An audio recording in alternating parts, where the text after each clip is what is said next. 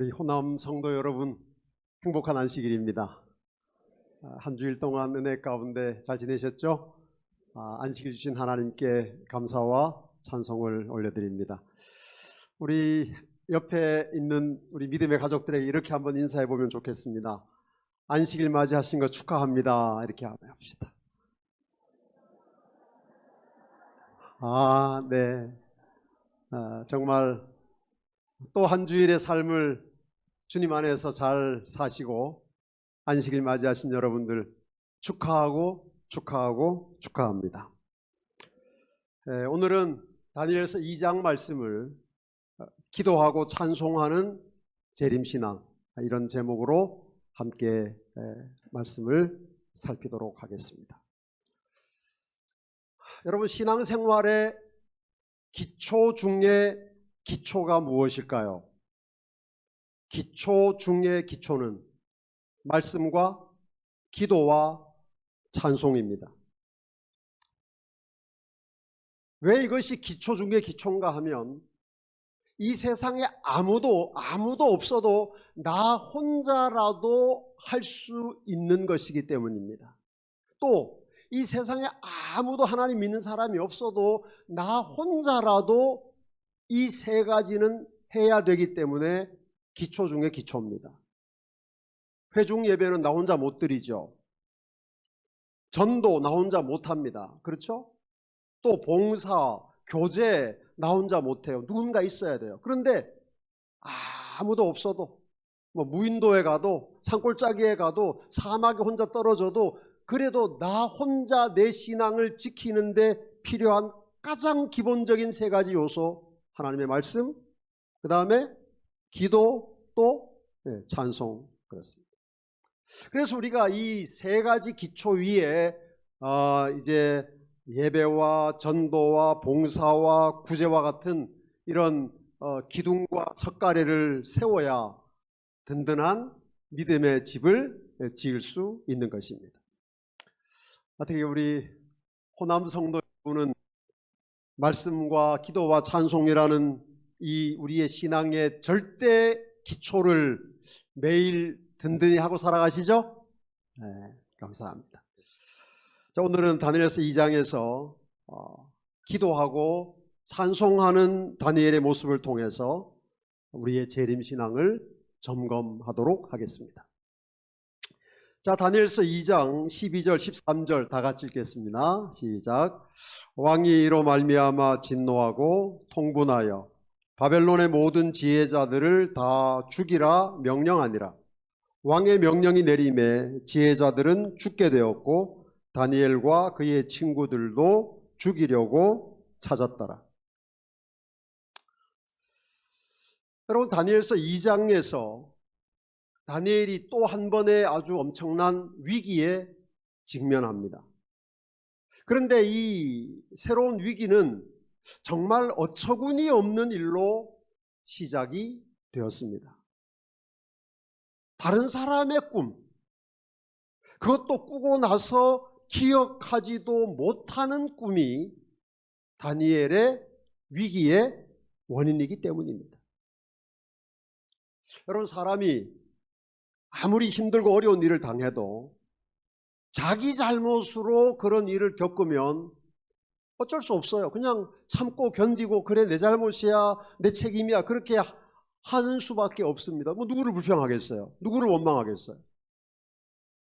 그런데 아무리 작은 고난이라도 다른 사람 때문에 내가 손해를 보고 그 다음에 힘들면 이거 정말 참기 어렵습니다. 너무 속상하고 너무너무 억울하죠. 하물며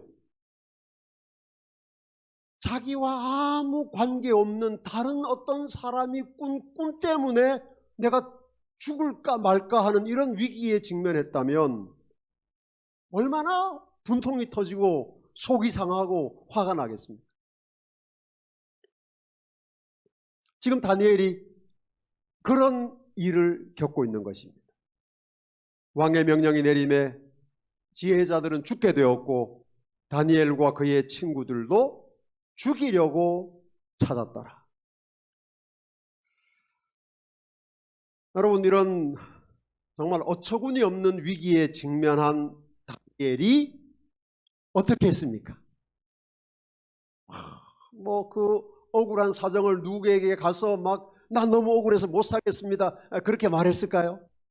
그렇지 않죠. 자, 우리 다니엘이 어떻게 했는지 말씀을 봅니다. 이에 다니엘이 자기 집으로 돌아가서 그 친구 하나냐와 미사엘과 아사랴에게 그 일을 알리고 하늘에 계신 하나님이 이 은밀한 일에 대하여 불쌍히 여기사 다니엘과 친구들이 바벨론의 다른 지혜자들과 함께 죽임을 당하지 않게 하시기를 그들로 하여금 뭐하게 하니라? 구하게 하니라. 무슨 말이에요?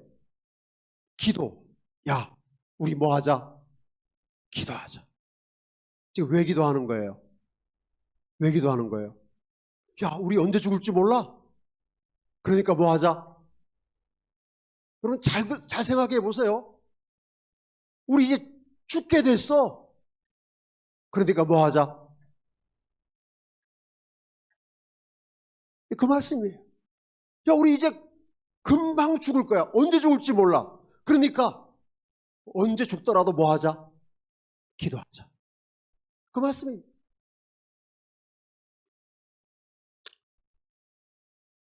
그럼 위기에 처한 다니엘이 가장 먼저 한 일이 기도입니다.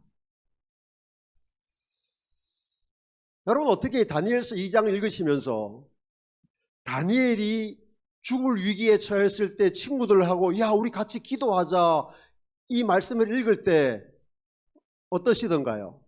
그렇지, 기도해야지, 그리스도인이, 하나님 백성이. 그런 생각이 드시던가요? 아마 대부분 그렇게 생각하셨을 거라고 생각이 됩니다. 다니엘이니까, 다른 사람도 아니고 다니엘이 기도해야지. 그러면 여러분, 다니엘이 죽을 위기에 처했을 때 기도하는 것이 당연한 일인가요? 자연스러운 일일까요? 여러분이라면 어떠시겠어요? 지금 실제로 곧 이제 죽이려고 막 찾아옵니다. 지금 누군가가 야, 우리 뭐 하자. 여러분, 그게 이 상황에서 다니엘의 기도가 그렇지, 믿음 있는 사람 그렇게 기도해야지, 당연하지, 자연스럽지. 그렇지 않습니다. 누가 죽이려고 오면 도망가야지 왜 기도해요?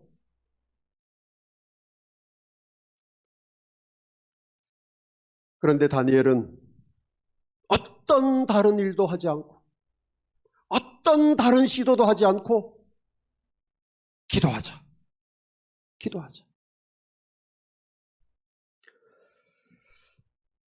여러분, 질문을 하나 드리겠습니다. 위기가 닥쳤을 때 지혜와 능력이 탁월한 사람이 기도를 먼저 할까요? 아니면 그렇지 못한 사람이 기도를 먼저 할까요? 네? 뭐 이렇게 저렇게 말씀하셔서 약간 의견이 갈리는 것 같은데 다시 한번 여쭙겠습니다. 능력 있고 탁월하고 힘도 세고 이런 대단한 사람이 기도를 먼저 할까요? 아니면 어디 도움을 구할 데도 없고 뭐 재주도 없고 그래서 그냥 아무것도 할 수 없는 사람이 먼저 기도할까요? 예, 두 번째인 것 같아요. 그렇죠?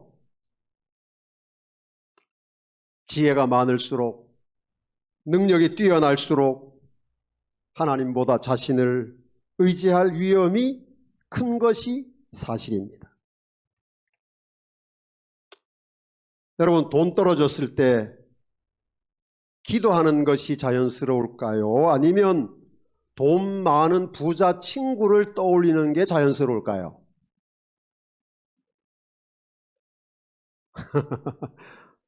장로님이 아주 유쾌하게 웃으시는 거 보니까 무슨 뜻인지 알겠어요. 네. 그리고 돈 떨어졌을 때 야, 우리 기도하자 하는 것보다 야, 누가 돈 있지? 누구한테 이야기하면 빌려줄까 생각하는 것이 훨씬 빠르죠. 우리가. 저도 그렇습니다. 병원에 갔더니 암입니다. 그래, 의사가 암입니다. 암이구나, 기도하자. 이게 빠를까요? 아니면 이 암은 누가 수술 잘하지? 이거 찾는 게 더 빠를까요? 뭐 각자 다 답해 보시기 바랍니다. 여러분, 다니엘이 도대체 어떤 사람입니까? 자, 다니엘은 이런 사람입니다. 왕이 그들과 말하여 보매 무리 중에 다니엘과 하나냐와 미사엘과 아사랴와 같은 자가 없으므로 그들을 왕 앞에 서게 하고 왕이 그들에게 모든 일을 묻는 중에 그 지혜와 총명이 온 나라 박수와 술객보다 10배나 나은 줄을 아니라. 바벨론에 있는 모든 사람들을 다 합해도 다니엘 한 사람의 지혜를 못 따라갑니다. 최고로 지혜로운 사람입니다. 10배나 뛰어난 지혜자인 다니엘입니다. 여러분, 10배나 뛰어난 사람이 10분의 1밖에 IQ가 안 되는 느부갓네살이 만들어낸 위기를 탈출하는 방법을 찾아내는 게 가능할까요? 불가능할까요?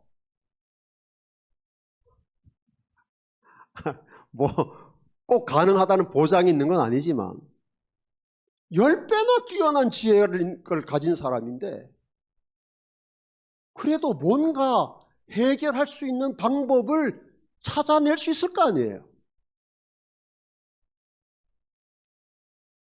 왕의 명령이 이치에 맞지 않다는 사실을 찾아가서 설명하고 설득하는 것이 여러분 어리석은 일일까요? 불가능한 일이겠습니까? 상황을 분석하고 가능성을 탐색하고 방법을 찾는 것이 잘못된 일입니까? 다니엘의 지혜는 누가 주신 거예요? 하나님이 주신 지혜인데 그 하나님이 주신 지혜로 그가 지금 당면한 죽을 위기에서 살아날 방법을 찾고 누군가를 찾아가서 부탁하고 힘을 규합하고 그렇게 하는 것, 여러분 다니엘에게 불가능한 일일까요? 그런데 다니엘이 어떤 시도도 하지 않고 하나님을 바라본 것입니다. 100가지, 10,000가지 방법을 찾지 않고 기도를 선택한 것입니다.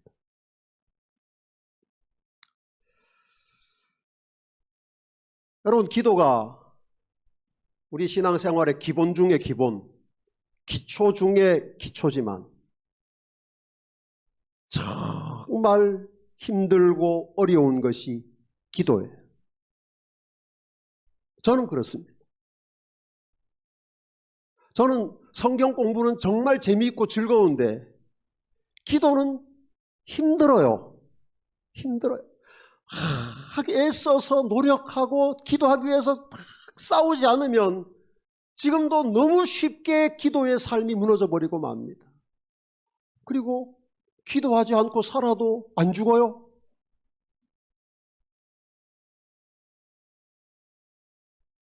정말 기도의 싸움은 힘들어요.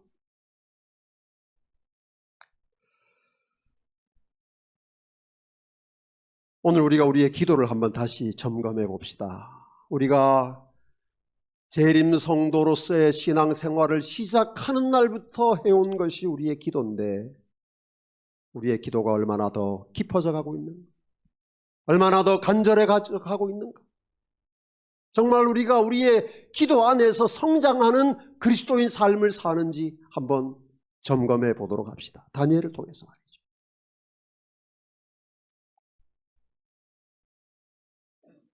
오늘 우리가 다니엘을 통해서 배우고 실천해야 할 가장 중요한 교훈은 말씀드린 것처럼 다니엘이 모든 수단과 방법을 제쳐놓고 먼저 기도했다는 사실입니다. 먼저 기도한 거예요. 다니엘은 하나님이 그에게 주신 탁월한 지혜로 위기를 수습할 방법을 모색하지 않고 가장 먼저 최우선으로 하나님께 기도했습니다. 내 힘으로 위기를 해결해 보겠다고 이것저것 다 시도해 본 다음 안 되니까 하나님 도와주세요, 그렇게 한 것이 아니고, 물론 하나님은 우리의 그런 기도도 들어주셔요. 그러나 그것이 바른 기도는 아닙니다. 우리가 언제나 그렇게 기도하며 살아서는 안 되는 거예요. 바꿀까요?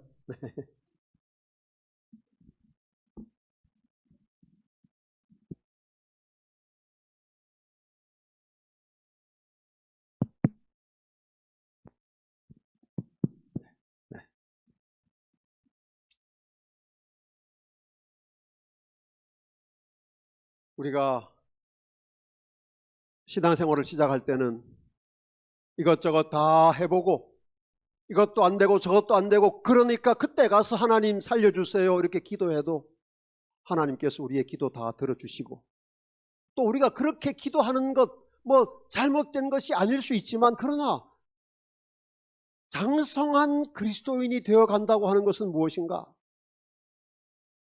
다니엘처럼 많은 인간이 해결할 수 있는 이런저런 길과 방법들이 있을 수 있지만 먼저 하나님께 기도하는 것,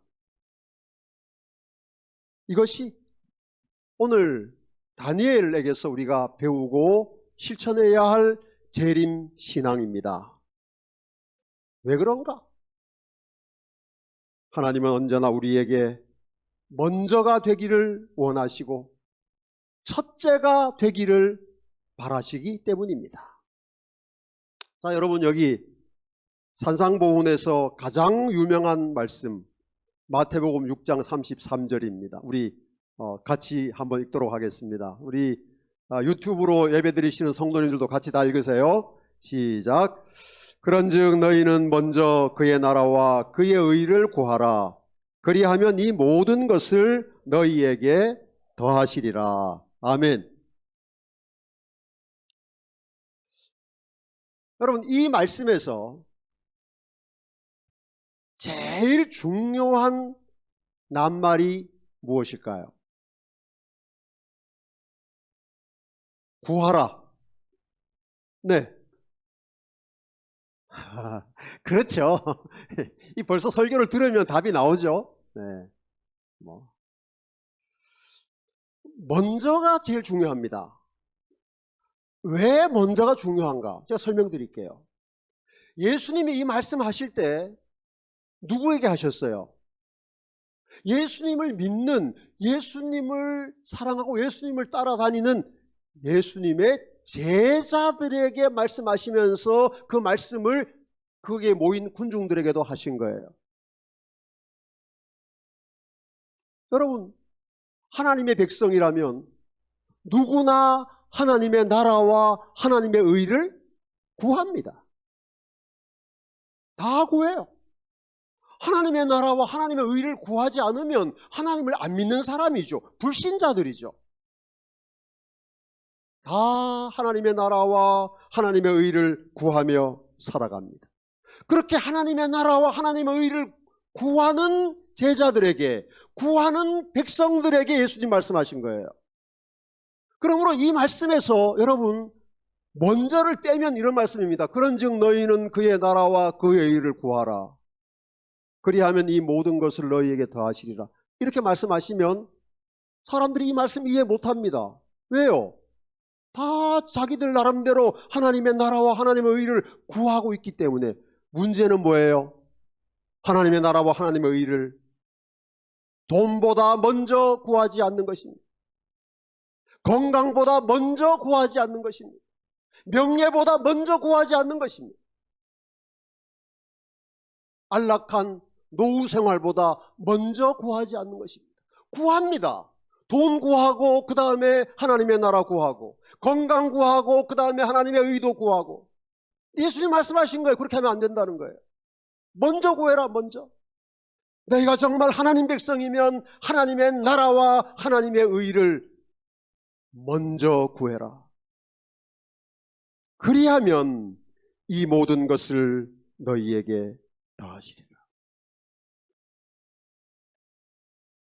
여러분, 하나님은 언제나 우리의 첫 번째가 되기를 원하십니다. 하나님은 언제나 우리에게서 최우선이 되기를 원하십니다. 여기 몇 말씀을 좀 살펴보겠습니다.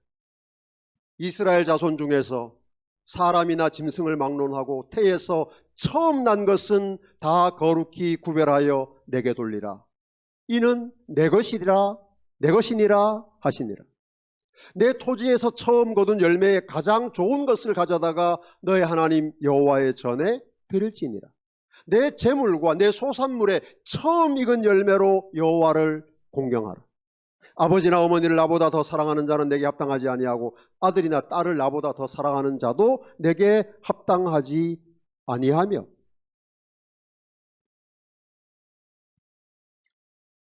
여러분, 하나님이 정말 욕심이 많으시죠? 네. 전부 뭡니까? 첫 번째 건 다 가져오라는 거예요. 첫 번째.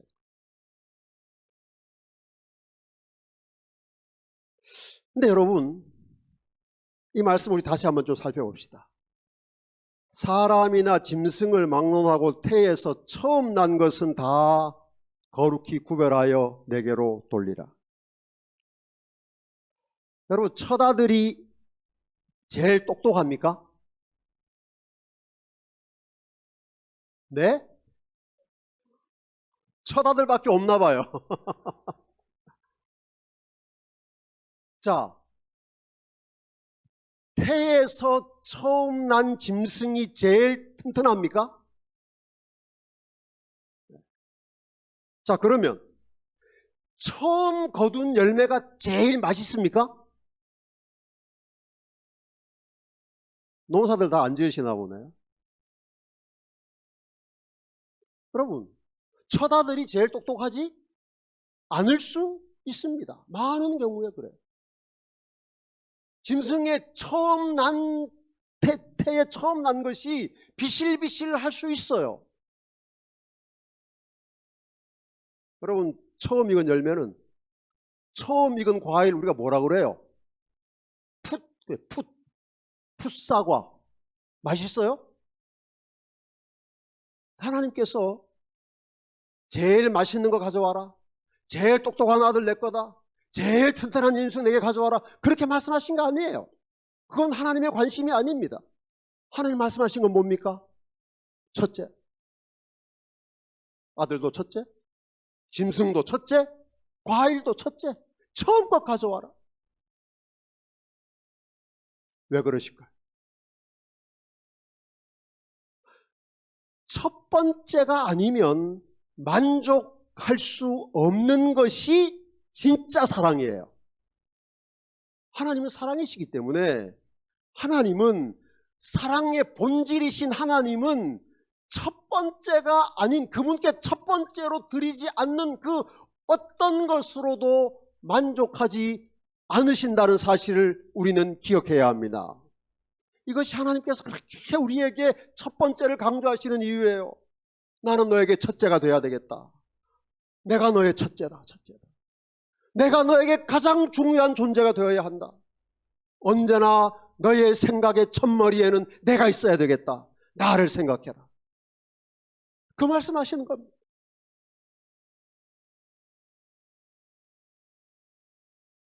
여러분, 공부에서 2등 하면 잘한 겁니까?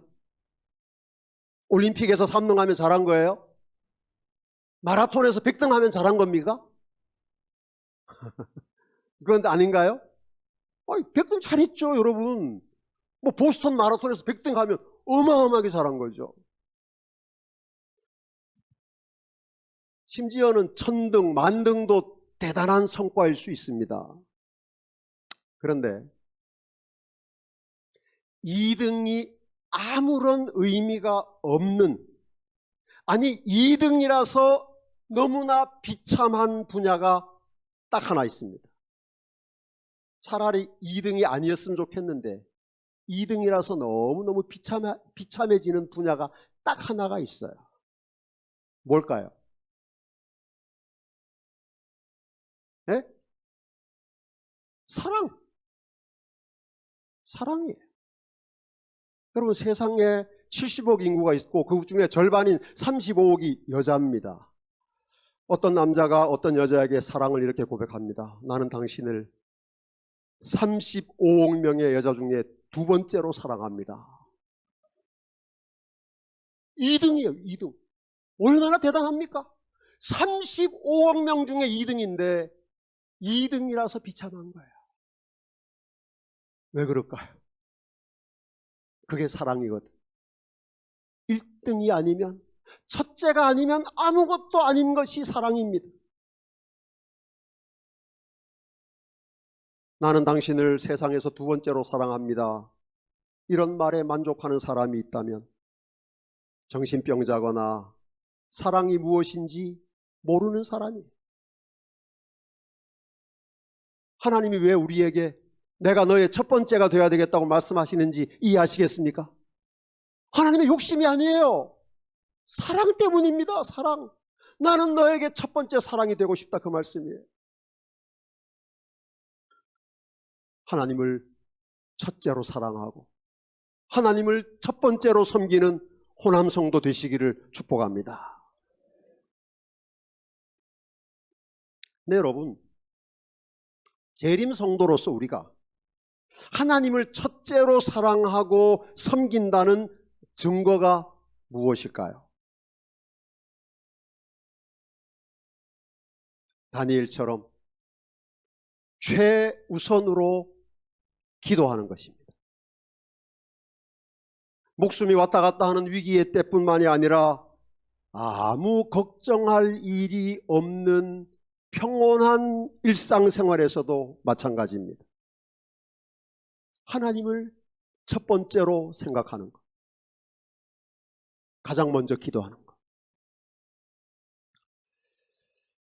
여러분, 아침에 눈을 떠서 여러분이 하시는 첫 번째 생각은 무엇입니까?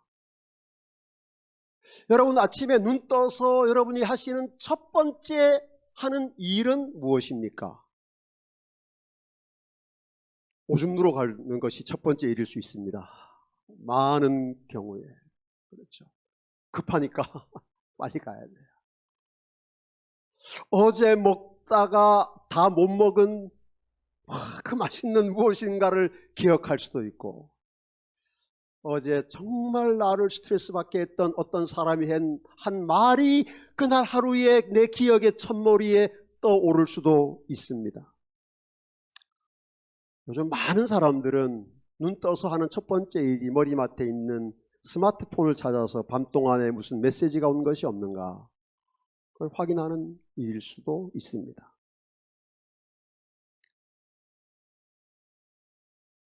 여러분, 우리가 하나님을 우리의 삶의 첫 번째 자리에 모시고 살아간다고 하는 것은 그날 하루에 우리의 첫 번째 생각 속에 하나님을 모셔드리는 것입니다. 그날 우리가 하루에 하는 그 수많은 일들 하기 전에 먼저 하나님께 기도하는 것입니다. 다니엘처럼.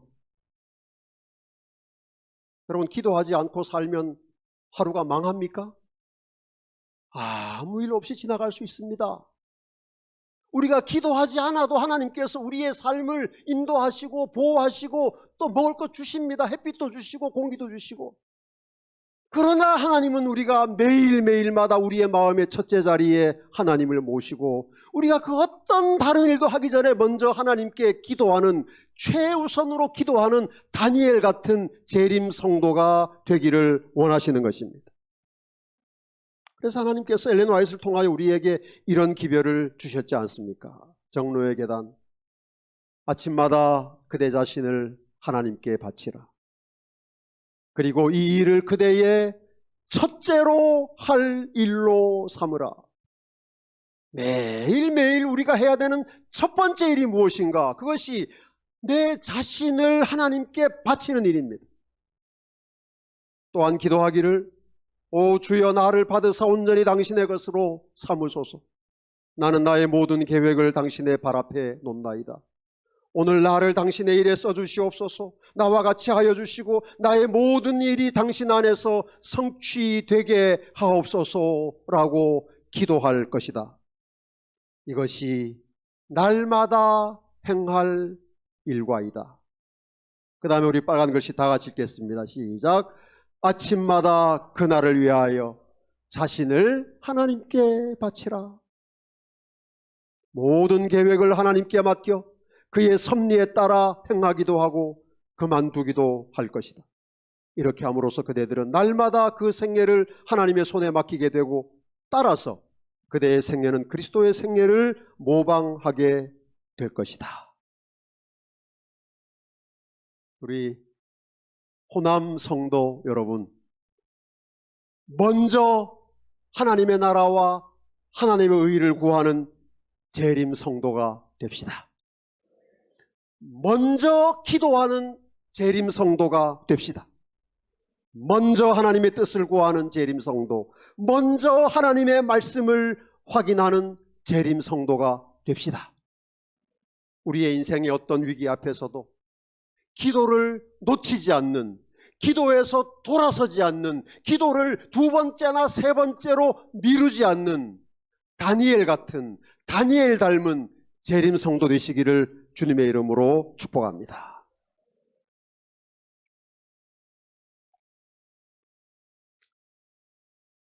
죽을 위기에 처한 다니엘의 두 번째 반응이 다니엘 2장 19절입니다. 이에 이 은밀한 것이 밤의 환상으로 다니엘에게 나타나 보이매 다니엘이 하늘에 계신 하나님을 뭐하니라? 찬송하니라. 이 말씀이야말로 정말 너무나 당연한 것처럼 보입니다. 하나님이 다니엘과 그의 친구들이 기도했을 때 느부갓네살이 꾸었던 꿈과 그 꿈의 해석을 아주 낱낱이 보여주셨기 때문에 다니엘의 기도에 응답하신 하나님을 찬송하는 것은 마땅한 일입니까? 당연한가요? 근데 여러분, 제가 이 말씀을 읽으면서 그렇지 않겠다, 그런 생각이 들었어요. 왜냐하면 하나님의 응답이 다니엘을 더 큰 위기로 몰아넣었기 때문입니다. 자, 여기 다니엘서 2장 38절 39절입니다. 하나님께서 보여주신 내용이에요. 왕은 곧 그 금머리니이다. 이 왕이 누구죠? 느부갓네살입니다. 뭐 다니엘이 하늘의 왕, 하나님께서 왕에게 뭘 주셨고 그 다음에 왕은 곧 그 금머리입니다. 느부갓네살이 기분이 좋았겠죠. 정말 으쓱한데 거기서 끝났으면 좋았을 텐데 그 다음에 있어요. 왕을 뒤이어 왕보다 못한 다른 나라가 일어날 것입니다. 이것이 기도 응답이에요. 이 응답을 가지고 누구에게 가야 돼요? 느부갓네살에게 가야 돼요. 여러분, 이 응답 가지고 느부갓네살에게 가서 왕의 나라가 망하고 왕만 못한 다른 나라가 일어난다고 말하면 느부갓네살이 다니엘을 살려줄까요? 안 살려줄까요? 아들이라도 안 살려줍니다. 아들이라도.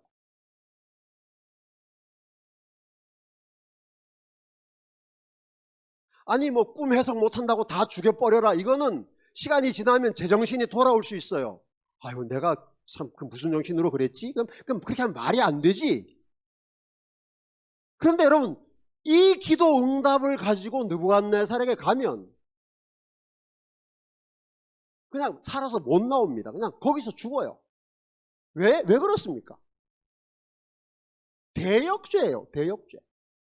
이런 말을 하고 살아남을 수 있는 사람은 세상에 없습니다. 왕의 아들이라 해도 살아남지 못할 텐데 하물며 그 조그마한 나라 유다에서 잡아온 포로 아직 20살밖에 안 된 애송이를 느부갓네살이 살려둘 리가 만무합니다. 그래서 하나님께서 다니엘에게 주신 이 응답은 정말 다니엘에게 큰 위기를 불러온 것입니다. 다니엘이 알아요. 내가 이것 가지고 왕에게 가서 말하면 살아남을 수 없겠구나. 왜 모르겠어요. 저도 아는데.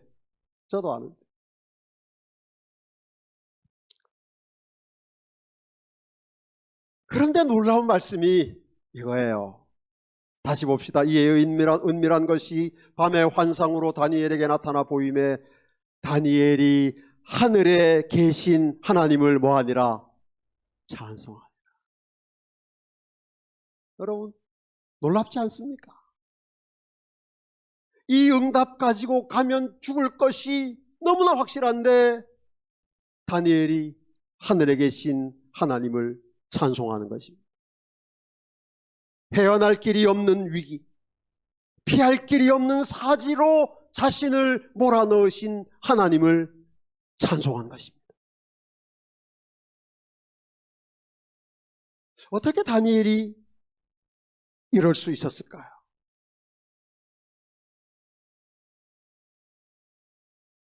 그 비결은 다니엘이 현재의 은혜에 집중했기 때문입니다. 한번 따라합시다. 현재의 은혜에 집중하자. 미래를 예측하면 내가 이 응답 가지고 왕에게 나간다. 꿈을 다 일단 먼저 이야기한다. 그러면 왕이 해석하라고 하겠지. 해석을 한다. 그 해석이 다 끝나기 전에 내가 죽겠지. 확실합니다. 다른 길은 없어요. 미래를 예측하면 자신이 살아남는 것은 불가능합니다. 그런데 지금 보세요. 지금 다니엘의 손에는 하나님께서 그에게 주신 응답이 있는 거예요. 이에 이 은밀한 것이 밤의 환상으로 다니엘에게 나타나 보임에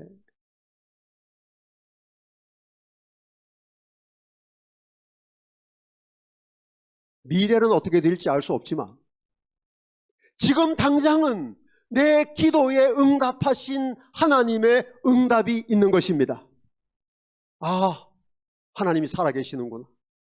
하나님이 내 기도를 들으시는구나. 내 기도에 응답하시는구나. 확실하고 분명한 증거가 그의 손에 있는 거예요. 이 응답으로 인해서 앞으로 자신의 인생이 어떻게 전개될지는 알 수 없지만 지금 당장은 살아계신 하나님, 내 기도에 응답하신 하나님을 찬송하기로 선택한 것입니다.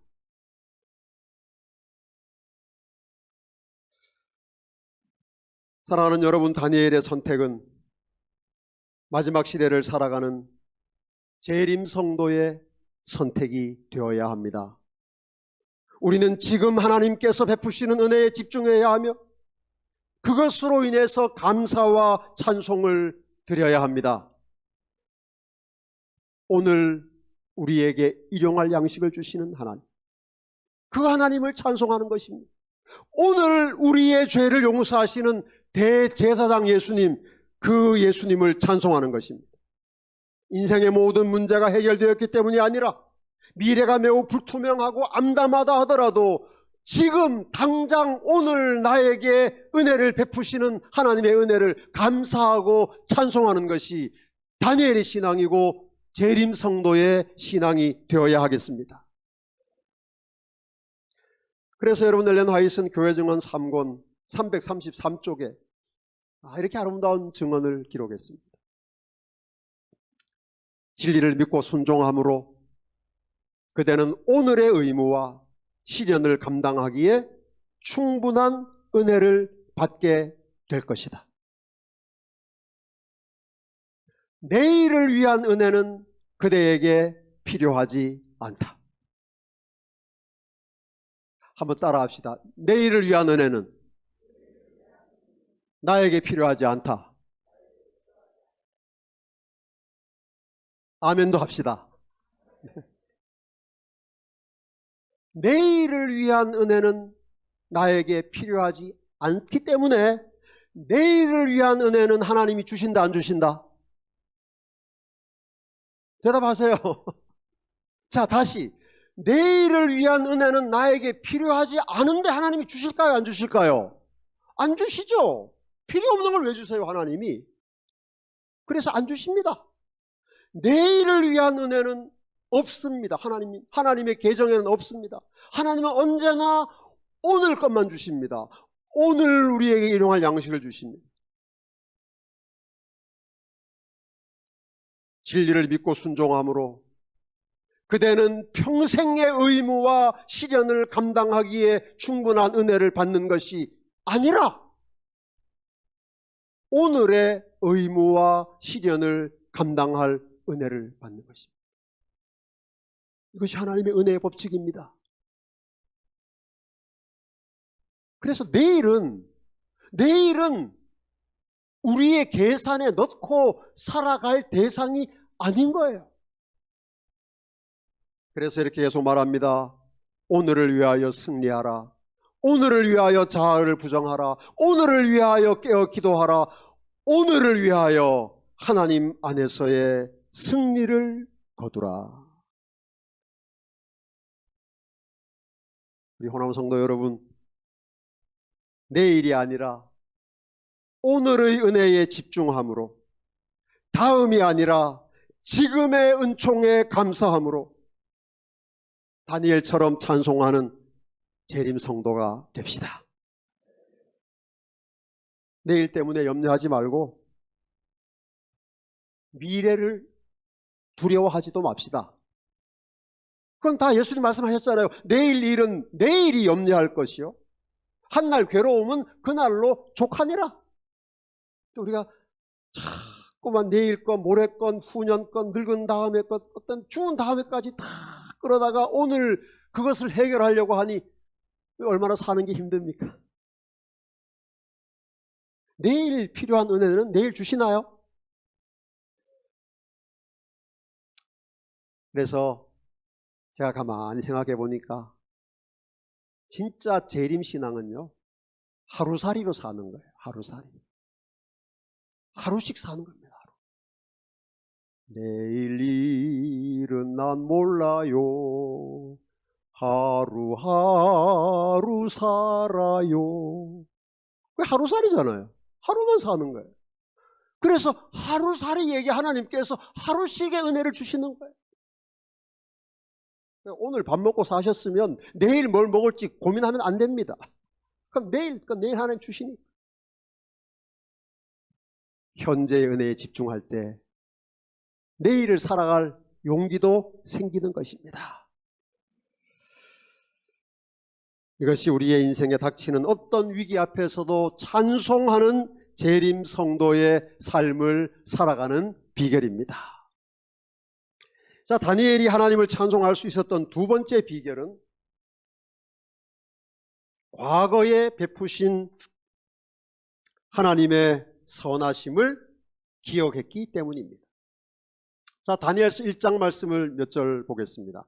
주께서 유다왕 여호야김과 하나님의 전 그릇 얼마를 그의 손에 넘기시매. 10절, 하나님이 다니엘로 하여금 환관장에게 은혜와 긍휼을 얻게 하신지라. 17절, 하나님이 이 네 소년에게 학문을 주시고 모든 서적을 깨닫게 하시고 지혜를 주셨으니 다니엘은 또 모든 환상과 꿈을 깨달아 알더라. 여러분, 누가 역사의 주인입니까? 느부갓네살입니까? 하나님입니까? 여러분, 다니엘이 꼼짝없이 죽을 위기에 처했을 때 이 응답 가지고 가서 느부갓네살에게 말하면 이제는 뭐 내가 틀림없이 죽겠다고 하는 그 상황에서 다니엘이 지나온 길을 돌아볼 때 다니엘은 세상 역사를 주관하실 뿐 아니라 자신의 삶에 세밀하게 섭리해 오신 하나님을 찬송할 수 있었던 것입니다. 그 하나님께서 살든지 죽든지 하나님의 뜻대로 하실 것을 믿었기 때문입니다. 그러므로 여러분, 우리의 인생의 위기가 닥쳐왔을 때는 땅이 흔들리고 산이 무너지는 것 같은 위험한 순간에는 눈앞의 위기에 집착하지 말고 과거의 하나님의 인도하심을 돌아보아야 합니다. 분명히 돌아보면 과거에도 그런 때가 있었고 그때 하나님께서 내 인생의 그 태산 같은 문제를 해결해 주셨다는 사실을 깨닫게 되기 때문입니다. 이 사실을 낸 화에서는 이렇게 기록했지 않습니까? 우리가 현 위치에 이르기까지 한 걸음 한 걸음씩 전진하며 여행한 과거 역사를 회고해 볼 때 나는 하나님을 뭐 하자고 말할 수 있다? 찬송하자고 말할 수 있다. 지난 날 돌아보면 그 힘들고 어려운 상황에서 아무 소망이 없던 나를 하나님께서 불러내셔서 재림성도 되게 하시고 오늘까지 살게 하셨으면 그 하나님이 이 인생의 고비도 넘어가게 하실 것이라고 하는 믿음을 가지기 때문에 우리의 과거 역사를 회고해 볼 때 나는 하나님을 찬송하자고 말할 수 있는 것입니다. 주님께서 행하신 역사를 바라볼 때 나는 경탄과 우리의 인도자이신 그리스도께 대한 확신으로 충만해진다. 우리는 주님께서 우리를 인도해 오신 길과 우리의 과거 역사를 통하여 주신 그분의 가르침을 잊어버리는 것 외에는 미래를 위하여 두려워할 것이 전혀 없다. 왜 미래가 두려운가? 과거를 잊어버리기 때문이에요. 여러분, 하나님께서 이스라엘 백성을 40년 동안 광야에서 먹이고 입히시고 보호하시고 책임지셨는데 우리는 왜 그렇게 책임지지 못하시겠습니까? 과거를 돌아보면 지금의 위기 앞에서도 하나님을 찬송할 수 있게 되는 것입니다. 인생의 위기, 가정의 위기, 교회의 위기, 국가의 위기 앞에서 망연자실할 것이 아니라 우리는 지난날 하나님께서 우리를 얼마나 사랑하셨는지, 어떻게 인도하셨는지, 어떻게 책임지셨는지를 돌아보고 변함없이 하나님을 찬송하는 다니엘과 같은 재림 성도가 되기로 결심합시다. 마지막으로 우리가 기억해야 할 교훈이 하나 남아 있습니다. 기도하고 찬송한다고 해서 모든 위기가 사라지고 모든 문제가 해결되는 것은 아니라는 사실입니다. 때때로 바울과 실라가 갇혔던 옥문이 열리는 그런 일이 없는 것은 아니지만 대부분의 경우에 그런 일은 일어나지 않습니다. 기도하고 찬송한다고 해서 갑자기 암이 싹 사라지는 일 없는 건 아니지만 거의 잘 없는 일입니다. 기도하고 찬송한다고 해서 그 막 그냥 죽을 것 같은 경제적인 압박의 문제가 다 해결되고 부자가 되지 않습니다. 기도하고 찬송했는데도 여전히 가난합니다. 대부분의 경우에 그렇습니다. 기도하고 찬송했다고 해서 갑자기 막 결혼할 최적의 배우자가 나타나고 그 다음에 뭐 직장이 생기고 그런 일 잘 일어나지 않습니다. 그런데 왜 기도하고 찬송해야 될까요? 왜 먼저 하나님께 기도해야 되고 어떤 위기 상황 앞에서도 찬송하기로 선택해야 할까요? 기도와 찬송이 우리의 삶의 모든 문제를 해결하고 내 앞에 있는 모든 장애물을 제거하는 것은 아니지만 기도와 찬송을 통해서 인생의 위기를 헤쳐나갈 힘과 용기를 얻게 되기 때문입니다. 여러분, 기도와 찬송이 우리의 주변 환경이나 세상을 바꾸는 것이 아니에요. 내가 정말 나를 괴롭히는 어떤 사람을 위해서 간절히 기도해서 그 사람이 바뀌는 역사가 일어나면 좋겠지만 하나님의 진짜 역사는 그것이 아니고요. 그 사람이 아니라 내가 변하는 거예요. 세상이 변하는 것이 아니라 내가 변하는 것입니다. 장애물이 사라지는 것이 아니라 그 장애물 앞에서 절망하고 낙심하던 내가 다시 힘을 내어서 그것을 헤치고 나갈 힘과 용기를 기도와 찬송을 통하여 얻는 것이 하나님의 은혜요, 하나님의 계획입니다. 이것이 마지막 시대의 재림 성도들이 그 어떤 수단과 방법보다 먼저 기도해야 하는 이유이고, 아무리 절망적인 상황 앞에서도 찬송하며 살아가야 할 이유입니다.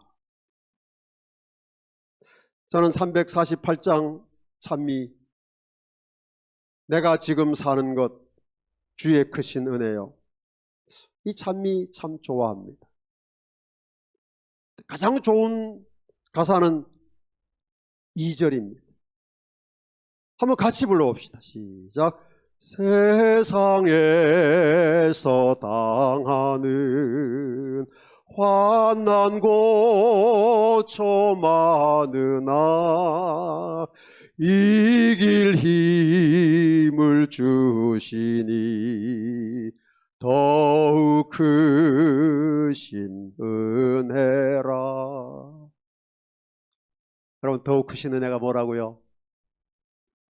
환난 고초를 없애주시는 은혜. 그래, 우리가 기도할 때 하나님 환난 고초를 없애주세요, 환난 고초 없는 인생을 살게 해주세요, 그렇게 기도하면 안 됩니다. 그거는 너무나 차원이 낮은 기도예요. 그것은 예수 금방 믿었을 때 드리는 기도예요. 재림 성도 됐으면, 살아서 예수님의 재림을 영접할 재림 성도 남은 물이 됐으면 이제 그런 기도는 그만 드려야 돼. 그럼 어떤 기도 드려야 될까요? 하나님, 환난 고초 괜찮습니다, 주세요. 괜찮습니다. 그런데 뭘 주세요? 이길 힘을 주세요. 이길 힘을. 이게 진짜지. 그렇잖아요. 여러분, 환난 고초는 이 세상에 어디 가도 있어요. 집에도 있고 직장에도 있고 교회도 있습니까? 교회도 있어요. 그러니까 이런 환난 고초 없는 곳 아무리 찾아다녀도 세상에 있어요, 없어요? 근데 그런 사람들이 있더라고요. 뭐 여기 가면, 저 교회 가면 없겠지, 뭐 저기 이사 가면 괜찮겠지. 천만의 말씀. 어디나 있거든요. 그러니까 환난 고초 없는 곳 찾아다니면서 하나님 그런 데 주세요, 거기 살게 해주세요. 아무리 기도해도 그거는 정말 백년 하청 이루어지지 않아.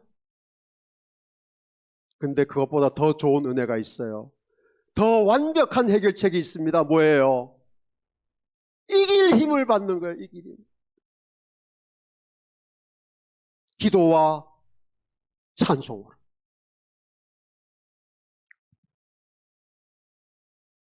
우리 호남 성도 여러분,